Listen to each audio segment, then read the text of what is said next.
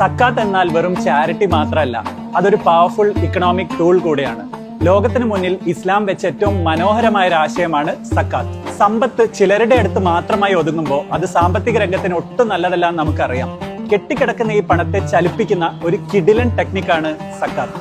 ഒരു മുസ്ലിമിനെ സംബന്ധിച്ച് നിശ്ചിത അളവിന് മേലെയുള്ള സമ്പത്ത് ഒരു വർഷം കയ്യിൽ നിലനിൽക്കുകയാണെങ്കിൽ അതിന്റെ 2.5% അർഹതപ്പെട്ടവർക്ക് സക്കാത്തായി നൽകണമെന്നത് നിർബന്ധമാണ്. ഇന്നത്തെ കണക്കിൽ ഏകദേശം 1.25 ലക്ഷം രൂപ പണമായോ ചില നിക്ഷേപങ്ങളായോ ഉള്ളവർക്ക് ഇത് ബാധകമാണ്. സക്കാത്ത് കിട്ടുന്നവർ പല ആവശ്യങ്ങൾക്കായി പണം ചെലവഴിക്കുമ്പോൾ അത് അവർക്ക് മാത്രമല്ല സാമ്പത്തിക രംഗത്തിന് ഒന്നാകെയാണ് ഗുണം ചെയ്യുന്നത്. ലോകത്തുള്ള മുസ്ലിങ്ങളുടെ എണ്ണം വെച്ച് നോക്കിയാൽ ഒരു വർഷം ഏകദേശം 50 ലക്ഷം കോടി രൂപയുടെ മേലെയാണ് സക്കാത്തിന്റെ സാധ്യത എന്ന് കണക്കാക്കാം. എല്ലാ മതങ്ങൾക്കും പിന്തുടരാവുന്ന ഒരു നല്ല ഇക്കണോമിക് സിസ്റ്റം തന്നെയല്ലേ സക്കാത്ത്?